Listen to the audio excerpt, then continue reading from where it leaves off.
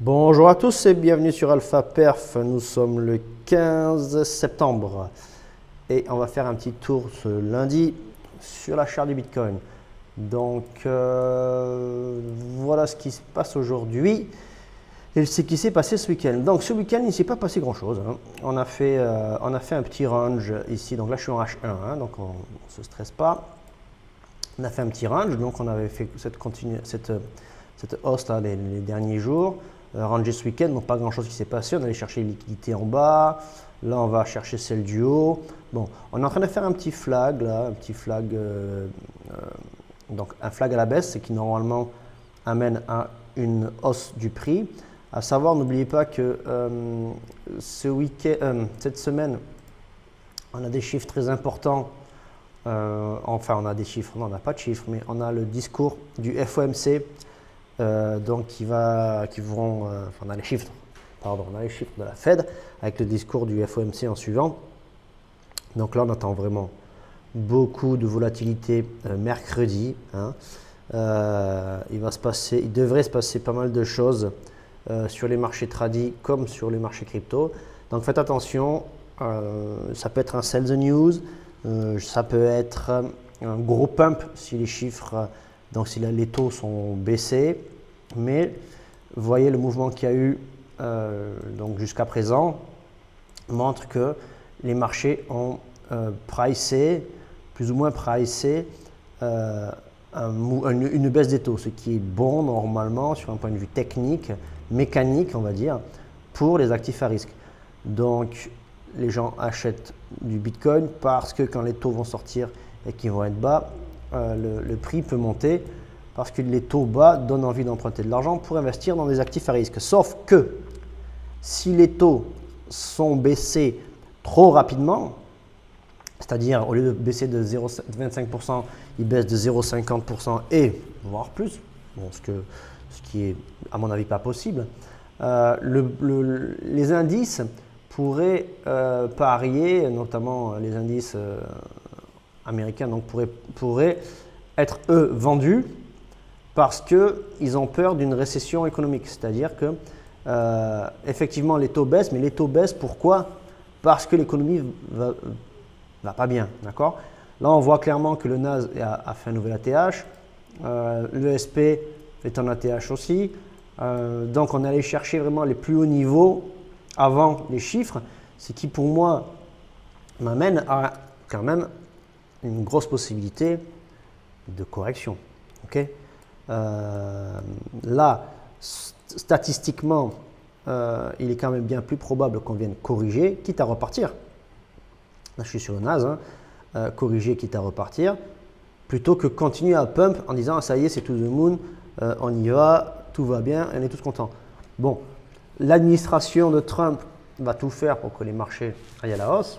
Il risque d'y avoir des infos ou des fuites qui se baladent sur Twitter, sur X ou tout autre réseau social pour dire l'économie se porte bien, mais on va baisser les taux parce qu'il faut rebooster un peu les marchés, ainsi de suite. Bon, il peut y avoir ce qu'on veut. Mais aujourd'hui, moi je vois une chose, c'est que les indices ont fait des ATH, Bitcoin a du mal à pousser, donc possible qu'on fasse une poussée jusqu'au 122, aller prendre la liquidité, peut-être un excès 125, 126 et qu'on corrige. Donc effectivement, on pourrait avoir un trade à faire maintenant pour partir chercher des zones de liquidité ici, ici, ici, ok, voire en haut, d'accord, hein. Clairement, hein, on a de l'intérêt tout ça, hein. On a de l'intérêt à aller chercher dans tout ça, on a du monde à prendre, d'accord. Mais faites attention aux pièges, la semaine va être compliquée. Alors effectivement, quand on voit la semaine se dérouler en tant que trader et qu'on voit des grosses zones, des gros moments de volatilité, on peut avoir peur en disant « Oh là là, j'ai loupé le train, je loupe encore le train, ainsi de suite. » Bon, n'oubliez pas, en trading court terme, tout bon moment pour se positionner est un moment où on est sûr, pas sûr, ça n'existe pas, mais où on est très confiant du mouvement de prix prochain. Je préfère rentrer, je dis n'importe quoi, hein, mais je préfère rentrer en long ici pour aller chercher 150 000 $ que rentrer en long ici pour peut-être aller chercher les 125 et me faire corriger et revenir chercher 98. D'accord? Donc voilà. Une fois de plus, ça c'est suivant votre plan, suivant les probabilités que vous avez au déroulement de votre trade et ainsi de suite. Donc moi le plan, je vous l'ai dit déjà la semaine dernière, là on a fait cette correction, on est en train de préparer cette hausse. Il est tout à fait possible qu'on vienne faire ça mercredi. Peut-être que mercredi on fait l'excès et on corrige la semaine d'après, d'accord? On va chercher ça et on repart. Ou pas, hein, on peut ne pas repartir, hein. On verra. Ou, disons que là c'est mercredi, je vais le mettre à mercredi. Hop, voilà. Ou on fait ça, on va chercher ça, et là on repart. Si on fait ça, ça sera plutôt ce scénario-là que je jouerai. D'accord? Peut-être même un scénario avec de l'excès, hein. Ok? Voilà. Donc, il va vraiment falloir voir ce comportement de prix début de semaine. Donc, c'est aujourd'hui, demain et mercredi. Hein, voilà, voire jeudi. D'accord? Donc, il va falloir voir ce comportement de prix pour savoir comment un peu se repositionner à court terme sur donc, Bitcoin et autres. Hein. Il y a Ether aussi où on peut se positionner tranquillement, Sol et même les indices. Hein, d'accord? Les indices, donc comme je vous dis, ça me ferait un peu plus peur parce qu'on est quand même en ATH. Pour moi, bon, là on a fait une jolie structure de prix pour partir à la hausse, mais pour moi il est tout à fait probable que cette structure, je suis en 81, fasse ça, on revienne chercher ça, et là on reparte, d'accord? Sachant que les indices ont quand même des constructions de prix assez réactive, hein, plus réactive que sur la crypto, plus propre, d'accord? Donc c'est tout à fait possible qu'on fasse ce genre de choses-là. Si le S&P ou le Nas font cette baisse, vous voyez, bon, un Nas ou un S&P qui baisse de, voilà, je vais dire 2% à 5%, 3 ou 4, 5%, ça peut faire du mal à Bitcoin, d'accord? Donc faites très attention. Et beaucoup de monde attend les news de mercredi. Donc, beaucoup de monde attend de trouver une opportunité de se positionner. D'accord? Donc, on va aller faire un petit tour quand même sur savoir ce qui se passe à court terme. Donc, à court terme, on voit clairement aujourd'hui qu'on est en train d'aller chercher, on a pris les liquidités basses du week-end, on est en train d'aller chercher les liquidités hautes du week-end. Moi, j'attends à ce qu'on vienne chercher ce point haut et encore, c'est pas sûr qu'on y aille. Et on a laissé un petit peu d'imbalance là ce matin. C'est intéressant. Donc peut-être se positionner en short pour venir nettoyer ce mouvement-là et repartir à la hausse. Je n'ai pas trop analysé à très court terme le prix. On va voir un peu les setups qui se proposent. Là, à premier regard, première vue, prise de liquidité, extension. On a laissé celle-ci en bas là. D'accord? Bougie entièrement ravalée, on revient pumper, on close l'imbalance. Là, on vient prendre ses liquidités, mais on ne vient pas chercher celle-là. C'est possible qu'on fasse un retour. Il y a des petits trades à tenter. Ça, si vous êtes sur le très court terme, en longue, il y a un petit setup à attendre ici, avec très clairement hein, des stops pas plus haut que ça, et venir chercher l'imbalance, voire de retester ce bas ici. Ça fait des ratios de 3. C'est intéressant. En short, En long, il y aura le même trade à tenter si jamais on vient chercher plus bas. D'accord? Faites bien attention à vos setups, respectez vos setups. Et si on vient chercher plus bas, on peut venir chercher ici à clôturer cette imbalance. Pardon, on rentre ici, on prend un excès, on va aller voir les liquidités après qu'on a. Le stop, il est assez facile à mettre. Là, pour les plus tendus, on va dire ici, et pour les protectionnistes, on va dire cette imbalance là, ok, et cette liquidité là, il y a ce genre de trade à tenter, et on peut aussi attendre un mouvement de prix tel que celui-là, pump, petit retournement, ici il y a un setup qui se crée, et on va chercher une extension, d'accord? Et là, le long sera ici avec un stop au comblage de cette imbalance un tout petit peu plus bas. Et on va chercher les TP, je ne sais pas, je vous avoue. Donc le ratio de trade, faites pas trop attention, mais le TP qu'on pourrait viser, serait, ben voilà, il y a ce point de liquidité ici, d'accord, ce sommet. Donc c'est un ratio de 2,5, c'est pas mal. Et on peut aller chercher ça aussi à 4,30, qui est un très beau trade. Ok. Maintenant, ce qu'on va regarder, c'est ce qui se passe sur la liquidation map pour voir justement les liquidités qui ont été bloquées ce week-end, pour voir si ces niveaux sont cohérents avec le genre de setup qu'on pourrait chercher à détecter sur notre ami Bitcoin. Donc, en liquidité, alors là, en 12 heures, qu'est-ce qu'on a? On a du monde à aller chercher de 116 300 à 117 200. 117 200, ça nous amène à 117 200, on est ici, vous voyez? Donc, relativement intéressant, juste avant ce point-là. OK? Donc, on a effectivement un petit ratio à faire. Si on vient rechercher ici le bas de ce canal, enfin de ce micro-range, là, on a une position à tenter pour aller chercher ces 117 200. Mais pour moi, c'est un petit peu court. Donc, on va voir ce qu'on a en 24, voire 48 heures, voire 3 jours. Puisque moi, ce qui m'intéresse aussi, c'est de voir le reste de liquidité qu'il y a dans le week-end. Dans le week-end, on voit aussi qu'il y a quand même de la liquidité à aller chercher dans les 114 600 $ jusqu'aux 113 900, 113 800. Donc, on peut aller en chercher un petit peu en bas, mais ce n'est peut-être pas là la première direction qu'on ira prendre. D'accord? On peut laisser les liquidations basses pour peut-être faire une fake correction au moment du FOMC. Faites attention, en général, la crypto laisse des clusters de liquidités à aller chercher pour alimenter des baisses puissantes pour un peu faire peur à tout le monde. Là, on est à 48 heures. En 48 heures, les informations restent plus ou moins les mêmes. On est à 117 200 à aller chercher en haut. Et en 3 jours, qu'est-ce qu'on a en 3 jours? En 3 jours, là, on voit clairement qu'on a de la liquidité à aller chercher jusqu'au 117 500. Voilà, et après un trou, et on a au-dessus 118, on peut aller jusqu'à 118 700, d'accord? Ce petit cluster ici qui n'est pas super influent, sachant que là, on a commencé la semaine, on va dire plutôt clôturer le week-end en venant pomper ces points-là, et là, on repart à la hausse. Donc, relativement intéressant de voir le prix qui veut continuer à progresser à la hausse en début de semaine. Maintenant, faites attention à l'ouverture US, ok? Que font les traders? Là, c'est intéressant. On a de l'ouverture de position ici qui serait plutôt de l'ouverture. Bon, il y a du long et du short, mais on a un petit peu de short qui s'ouvre. Ce qui est possible que si les gens se mettent à shorter le prix ici, on mette de la liquidité très court terme là sur le prix et qu'on vienne la pomper jusqu'à aller sur des zones intéressantes comme la zone des 118. Ok, 118, là, ça serait vraiment sympa d'aller chercher ce trade ici.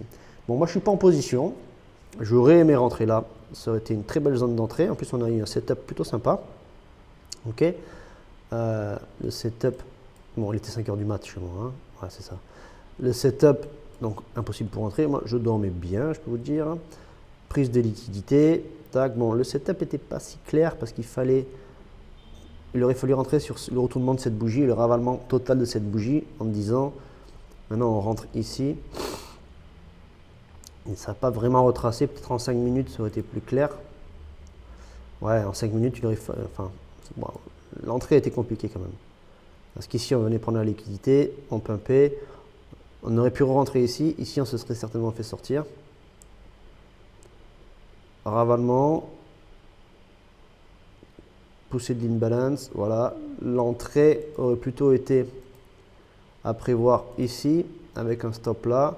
Donc du coup, je me serais fait front run. Parce que je serais rentré dans ces zones. Je serais très peu de chances que je sois rentré là. Bon, dans tous les cas, j'en parle pas plus que ça, puisqu'il est 6 h du mat, là, je dormais. Enfin, je me suis réveillé 10 minutes après. Voilà. Le trade aurait pu être tentable, mais il fallait vraiment avoir. Là, c'était de la chance. Ça, c'est trade chance. Donc, on n'en parle pas. Mais c'était pour parler un peu du setup. Prise de liquidité, pump. Deuxième prise de liquidité plus importante, ravalement des bougies, création d'une balance, retracement, on rentre sur le retracement et on pump. Ok. En plus, ouais, c'était chaud quand même. Le RSI était pas trop dans l'autre sens. Enfin voilà, bon, ça c'était chaud. Mais voilà le genre de setup qui sont tradables. Je reviens donc sur mon point des liquidations pour le Bitcoin. On est en 3 jours, donc comme on a dit, on a des targets à aller chercher dans la zone des 118 000. Ça, on l'a vu. Donc ici, On voit qu'il y a des shorts qui sont rentrés. Il y a là, bon, des positions qui se referment. Ça, c'est du short qui se referme aussi. Là, on voit que les positions sont fermées tout le week-end, la semaine d'avant aussi, mais enfin, ouais, la semaine d'avant aussi. Mais là, ce week-end surtout, ça s'est fermé. Il y a des positions qui sont fermées. Donc, rien de bien indicatif. Qu'est-ce qu'on a comme gros ordres qui traînent? Alors là, on voit clairement qu'il y a du monde qui veut acheter le bas ici, d'accord? On a un bon cluster de rachat là, sur tout le bas, dans la zone des 114 000 jusqu'à même 114 100 à 115 000, on va dire. On a du monde qui veut racheter. Le prix n'est pas plus retenu que ça. Ici, on a quand même 458 bitcoins à la vente. Ah oui, ici, il y a un ordre qui s'est mis à 654. Et ici, 230. Donc, on a quand même pas mal d'ordres ici qui seraient assez durs à passer s'il n'y a pas plus de volume que ça. Mais ce n'est pas ça qui bloquera le Bitcoin si le Bitcoin veut éclater à la hausse. Que font les whales? Ah, intéressant. Ce bas a été clairement racheté par les micro-whales. Et la seconde vague, là, le second pump, est racheté par les grosses whales. Donc ça, c'est intéressant en 15 minutes. Les micro-whales et les whales commencent à se positionner pour le début de semaine. Pendant que les retails, eux, vendent. Les retails vont acheter ça et vendent ça. D'accord. Voilà, c'est assez intéressant. C'est ce qu'on a vu sur Binance, que là, le prix est commencé à être shorté. Là, c'est les retails qui shortent. Les micro-whales continuent à rentrer. Et là, les whales rentrent avec quand même de belles prises de position. Donc, c'est intéressant. Est-ce que ça veut pousser le prix pour aller chercher les liquidations avant la sortie des chiffres des taux et le discours FOMC? Tout à fait possible. Donc voilà, rien de plus à vous dire aujourd'hui sur le Bitcoin. On est lundi. On va attendre de voir le déroulement de prix. On va attendre de voir ce déroulement de prix. Moi, je vais peut-être, je vais analyser un peu plus ce prix-là et les datas durant la journée. On voit qu'il y a quelques alts qui pumpent un peu, notamment IO, USDT. Alors ça, je ne sais pas ce que c'est. Ouais, ça a bien pump, 10%. On est plutôt dans le vert, On est plutôt dans le vert sur l'ensemble des alts. Bon, après, notamment, à partir du moment où Bitcoin est vert et que Ethereum est vert aussi, les alts, eux, vont être verts, c'est très souvent le cas. Mais je vais un peu analyser ce démarrage de semaine, savoir comment je me positionne. Pour moi, il est tout à fait possible que je me parte en longue, parce que ce genre de flag là, alors en petite unité de temps, ce genre de mouvement, on fait une hausse. Regardez pour je mets la hausse, ça peut partir de n'importe où. C'est juste pour la tendance haussière, correction et on repart, d'accord. Ce genre de correction pour moi sont intéressantes parce que c'est justement des flags, on appelle ça des flags haussiers. On vient chercher à la baisse pour éclater à la hausse parce qu'on vient prendre les stops, prendre les stops, prendre les stops, prendre les stops et on part à la hausse, d'accord. Quand c'est l'inverse, quand le prix monte comme ça en flag, il est plutôt amené à casser, mais on vient en général du haut, ok. Bon, ça, je peux en parler plus précisément dans le Discord si vous êtes intéressé. C'est plus technique, c'est plus chartiste, on va dire. Enfin voilà, je vous laisse pour aujourd'hui. N'hésitez pas à liker la vidéo, rejoindre mon Discord qui est gratuit, sur lequel on parle d'un peu de tout. Vous êtes tous les bienvenus et merci d'avoir regardé. Bon trade à tous, be safe et bye bye.